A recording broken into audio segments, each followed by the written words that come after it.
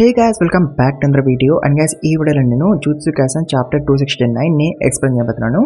And ఈ video చాలా interesting ఉంటుంది. సో అందుకే వీడియోని స్కిప్ చేయకుండా లాస్ట్ వరకు చూడండి. అండ్ ఆల్సో గైస్ నేను గేమింగ్ ఛానల్లో వీడియో పెట్టేసినాను.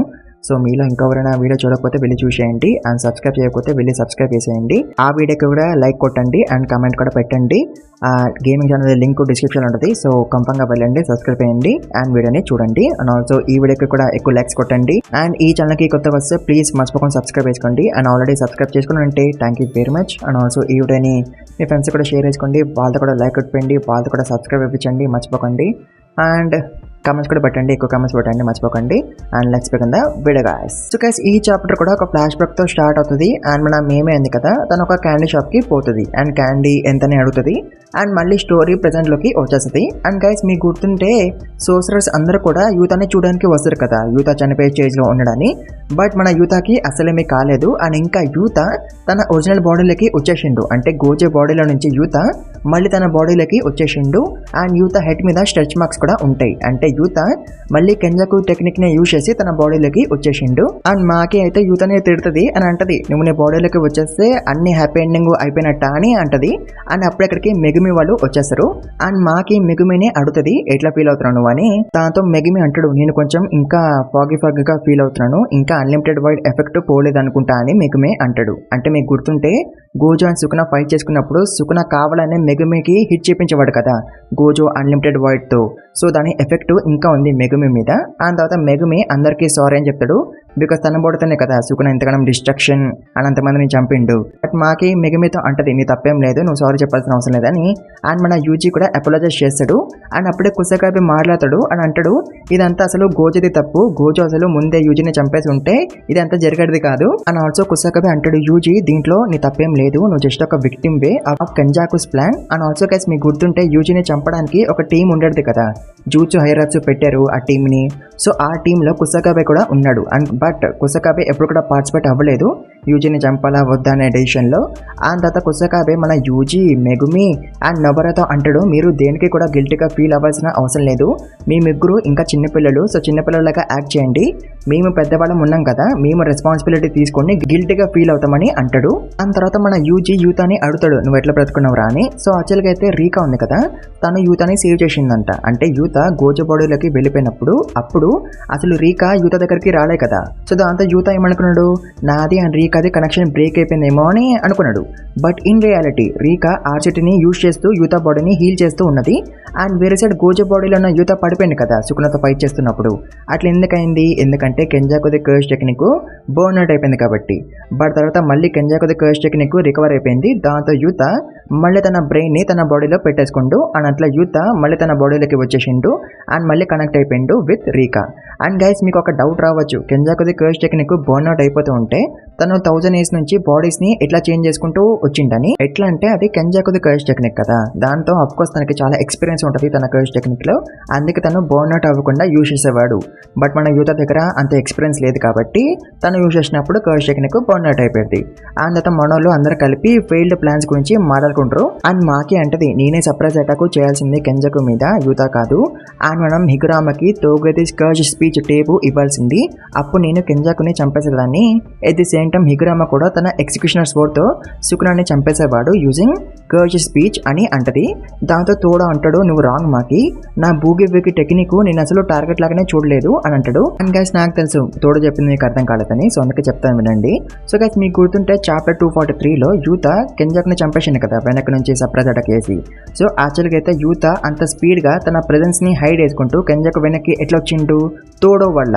తోడో తన కర్స్ టెక్నిక్ తో యూతని ట్రాన్స్పోర్ట్ చేసిండు కరెక్ట్ గా కెంజాకు వెనక్కి. అందుకే కదా యూత కెంజాకుని చంపగలిగిండు. లేకపోతే యూత దాక్కుని వచ్చుంటే కెంజాకు ఎప్పుడో యూతని సెన్స్ చేసేవాడు అండ్ అప్పుడు కెంజాకుని చంపే ఛాన్స్ మిస్ అయిపోయింది. అండ్ ఆల్సో యూత అనే పర్ఫెక్ట్ క్యాండిడేట్ కదా కెంజాకుని చంపడానికి, ఎందుకంటే కెంజాకుని చంపినాక తన బాడీలోకి వెళ్ళి చాలా స్పిరిట్స్ బయటకు వచ్చేసినాయి కదా. అండ్ వాటన్నిటిని ఎవరు చంపారు, యూత అండ్ రీకానే కదా. అదే ఒకవేళ మాకి ఉండంటే యూత ప్లేస్ లో తను స్పిరిట్స్ ని చంపలేకపోయేది. అండ్ ఆల్సో మాకిని తోడో ట్రాన్స్పోర్ట్ కూడా చేయలేడు యూజింగ్ హిస్ కర్స్ టెక్నిక్, ఎందుకంటే మాకి బాడీలో అసలు కర్స్ ఎనర్జీ లేదు కాబట్టి. సో అందుకే తోడో మాకిని ట్రాన్స్పోర్ట్ చేయలేడు. అండ్ ఆల్సో మాకి ఇందాక అన్నది కదా హిగ్రామకి తోకేది కర్ష్ స్పీచ్ టేప్ ఇచ్చి ఉంటే దాంతో సుకున ఫ్రీజ్ అయిపోయాడు. అప్పుడు హిగ్రామ తన ఎగ్జిక్యూషనర్ స్వోర్డ్ తో సుకునాని చంపేసేవాడని మాకే అన్నది కదా. బట్ ఆ ప్లాన్ కూడా సక్సెస్ఫుల్ అయ్యేది కాదు, అది కూడా ఫెయిల్ అయ్యేది. అండ్ దానికి రీజన్ పాండా చెప్తాడు వినండి. సో పాండా మాకితో అంటాడు, సుకున హిగ్రామ డొమైన్ లో ఉన్నప్పుడు తను చాలా హెల్దీగా ఉన్నాడు, బట్ సుకున యూత డొమైన్ లో ఉన్నప్పుడు తనకి చాలా ఇంజురీస్ అయినాయి. అందుకే తోగది స్పీచ్ అప్పుడు సుకున మీద వర్క్ అయింది, లేకపోతే ముందు వర్క్ అయ్యేది కాదని పాండా అంటాడు. అండ్ గైస్ అప్పుడక్కడికి హిగ్రామ వస్తాడు. అతను బ్రతికే ఉంటాడు. ఎట్లా సర్వైవ్ అయ్యిండో ఏమో మళ్ళీ హిగ్రామ. ఇట్లా మన గోజో అండ్ చోజో కూడా బ్రతికి వచ్చి ఉంటే మస్తు ఉండేది. ఏమో మళ్ళీ చోజో రావచ్చేమో నెక్స్ట్ చాప్టర్లో. బట్ నో, చోజో తిరిగి రాకపోవచ్చు, ఎందుకంటే తన చావు మనకి క్లియర్గా చూపించినారు కదా తను చనిపోయిందని. సో అందుకే మేబీ రాకపోవచ్చు చోజో. వస్తే ఏం ఫరక్ పడదు, ఇంకా అయిపోయింది కదా ఎలాగో story. And also guys Miguel and వాడి పార్ట్నర్ కూడా బ్రతికే ఉంటారు, ఎందుకంటారు పారిపోయినారు కదా వాళ్ళిద్దరు. సో గైస్ అట్లా అందరూ మాట్లాడుకుంటారు వాళ్ళ ఫెయిల్డ్ ప్లాన్స్ గురించి, డిఫరెంట్ అవుట్కమ్స్ గురించి, అండ్ ఒకరికొకరు సారీ అని చెప్పుకుంటారు వాళ్ళు చేసిన తప్పుల గురించి, వాటన్నిటి గురించి. అండ్ అప్పుడే ఊయి గాడు మాట్లాడతాడు. అండ్ వాడు అంటాడు, మీ అందరికన్నా నేనే ఎక్కువ కష్టపడ్డాను, నేనే ఈ బ్యాటిల్కి MVP అని అంటాడు. అండ్ ఆఫ్ కోర్స్ ఇది నిజం గైస్. ఊయి గాడు ఇంజర్డ్ అయిన పీపుల్ని షోక దగ్గరికి ట్రాన్స్ఫర్ చేసిండు. అండ్ వాడి సోల్ స్వాపింగ్ టెక్నిక్ వల్లనే కదా యూజీ అండ్ యూత వాళ్ళ సోల్స్ ని గోజో అండ్ కుసకాబే బాడీలో వేసుకొని ట్రైన్ అయ్యారు అండ్ చాలా ఇంప్రూవ్ అయినారు. సో అందుకే వీ హ్యావ్ టు యాక్సెప్ట్ వీడే MVP of this battle. And guys తర్వాత మనకి చాలా ఇన్ఫర్మేషన్ చెప్తారు about simple domain and new shadow technique. ఇది కూడా సింపుల్ డొమైన్ లాంటిదే. అండ్ గైస్ ఈ సింపుల్ డొమైన్ ని క్రియేట్ చేసిన వాడు ఉన్నాడు కదా, వాడు ఈ టెక్నిక్ ని అందరికీ యాక్సెసిబుల్ గా చేయలేదు. అంటే ఇప్పుడు ఎవరైనా సింపుల్ డొమైన్ యూజ్ చేయాలంటే ఆ పర్సన్ ఒక బైండింగ్ వర్క్ చేసుకోవాలి with the head of the new shadow technique. అంటే సింపుల్ డొమైన్ హెడ్ తో ఒక బైండింగ్ వర్క్ చేసుకోవాలి to use simple domain. And also simple domain head ఉన్నాడు కదా, వాడి స్టూడెంట్స్ యొక్క లైఫ్ స్పాన్ ని కన్జ్యూమ్ చేశాడంట in order to stay alive. And అప్పుడే కుసకాబే గాడు రివీల్ చేశాడు, నేనే సింపుల్ డొమైన్ యొక్క కరెంట్ హెడ్ అని. అండ్ ఆల్సో కుసకాబే గాడు ఆ రూల్స్ ని కూడా రిమూవ్ చేసిండు. అంటే సింపుల్ డొమైన్ ని యూజ్ చేయడానికి ఇప్పుడు బైండింగ్ వౌ చేసుకోవాల్సిన అవసరం లేదు. అండ్ ఇప్పుడు లైఫ్ స్పాన్ కూడా తగ్గిపోదు. అంటే ఇప్పుడు ఎవరైనా సరే సింపుల్ డొమైన్ ని యూజ్ చేయగలరు. అండ్ గైస్ అప్పుడే మనకి మళ్ళీ ఫ్లాష్ బ్యాక్ చూపిస్తారు. స్టార్టింగ్ లో చూపించినారు కదా సేమ్ ఫ్లాష్ బ్యాక్ అది. అండ్ మేమే ఒక క్యాండీ షాప్ కి పోతుంది. అతను షాప్ కీపర్ ని అడుగుతుంది హౌ మచ్ అని. సో యాక్చువల్గా అయితే ఈ షాప్ కీపర్ ఉంది కదా తినే హెడ్ అనమాట NSS కి, అంటే న్యూ షాడో స్టైల్ కి హెడ్ అనమాట. అండ్ ఈ ఎల్డర్ ని మేమే చంపేసింది అప్పుడే కదా కుసకాబే న్యూ హెడ్ అయిండు NSS కి.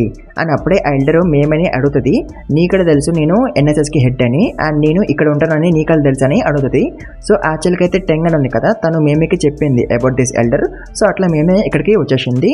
అండ్ తర్వాత మేమే అండ్ ఈ ముస్లిమే మాట్లాడుకుంటారు అబౌట్ సింపుల్ డొమైన్, అదంట ఇంపార్టెంట్ కాదు. అండ్ లాస్ట్ కి మేమే అంటది గోజో కామో జినన్ ఈ క్లాన్స్ పని ఇంకా అయిపోయిందని అంటది. అండ్ గైస్ ఒకవేళ మీకు తెలియకపోతే చెప్తాను వినండి, గోజో వాళ్ళ పేరెంట్స్ ఉన్నారు కదా వాళ్ళు బ్రతికే ఉన్నారు. బట్ వాళ్ళిద్దరు ఏమీ సోసరర్స్ కాదు గోజో లాగా. అండ్ ఈ విషయం గేకనే చెప్పిండు రీసెంట్ గా. అండ్ ఇప్పుడు గోజో లేకపోవడంతో గోజో క్లాన్ వేస్ట్ గా. అండ్ జెనిన్ క్లాన్ లో అయితే మాకి అండ్ మెగుమి మాత్రమే ఉన్నారు. సో దాని పని కూడా అయిపోయింది. అండ్ కామో క్లాన్ కూడా వేస్ట్ కదా, వాళ్ళ క్లాన్ కూడా ఎవరు లేరు, వాళ్ళందరూ వెళ్ళిపోయారు. అందుకే మేమే అట్లా అన్నది 3 మెయిన్ క్లాన్స్ పని ఇంకా అయిపోయిందని. అండ్ ఆల్సో గైస్ మీకు ఎప్పుడైనా ఒక డౌట్ వచ్చిందా ఎందుకు కర్ష్ స్పిరిట్స్ ఈ లొల్లంతా కూడా జపాన్ లోనే ఉంటుంది, వేరే కంట్రీస్ లో ఎందుకు ఉండవని? ఎందుకంటే టెంగన్ ఉంది కదా తను జపాన్ చుట్టూ ఒక బ్యారియర్ వేసింది. ఆ బ్యారియర్ వల్ల జపాన్ లో ఉన్న కర్ష్ స్పిరిట్స్ వేరే కంట్రీస్ కి పోలేవు. బట్ ఇప్పుడు టెంగన్ లేదు కాబట్టి మేబీ స్పిరిట్స్ వేరే కంట్రీస్ కి వెళ్ళొచ్చు. సో అందుకే మేబీ జూట్సు కైసెన్ కి సీక్వెల్ రావచ్చు, చూద్దాం వస్తే మంచిదే. అండ్ ఇట్లా ఈ చాప్టర్ ఎండ్ అయిపోద్ది గాయస్. అండ్ గైస్ ఇంకా 2 చాప్టర్స్ మాత్రమే ఉన్నాయి జూట్సు కైసెన్వి, అవి రాగానే వాటిని కూడా ఎక్స్ప్లెయిన్ చేస్తాను. అప్పటి వరకు మీరు ఈ వీడియోకి ఎక్కువ లైక్స్ కొట్టండి. అండ్ ఛానల్కి కొత్తగా వస్తే ప్లీజ్ మర్చిపోకుండా సబ్స్క్రైబ్ చేసుకోండి. ఆల్రెడీ చేసుకుని ఉంటే thank you very much. And also ఈ వీడియోని మీ ఫ్రెండ్స్ కూడా షేర్ చేసుకోండి, వాళ్ళతో కూడా లైక్ కొట్టండి, వాళ్ళతో కూడా సబ్స్క్రైబ్ అయిపించండి. అండ్ ఆల్సో గైస్ గేమింగ్ ఛానల్కి కూడా సబ్స్క్రైబ్ చేసుకోండి ఇంకా చేసుకోకపోతే. అండ్ నేను ఒక వీడియో కూడా పెట్టేసాను, గోస్ట్ ఆఫ్ తసుషిమా గేమ్ ప్లే పెట్టేసాను ఆల్రెడీ. సో అందుకే ఛానల్కి సబ్స్క్రైబ్ చేసుకోండి. And gaming channel link description ఉంది గైస్, వెళ్ళి సబ్స్క్రైబ్ చేసుకోండి. అండ్ వీడియోని చూడండి, దాన్ని కూడా లైక్ కొట్టండి, దాన్ని కూడా కమెంట్ పెట్టండి. అండ్ ఆల్సో ఇన్స్టాగ్రామ్లో కూడా మన అకౌంట్ని ఫాలో అండి, లింక్ డిస్క్రిప్షన్ ఉంటుంది, కన్ఫర్మ్గా ఫాలో అండి. And thank you very much for watching this video guys.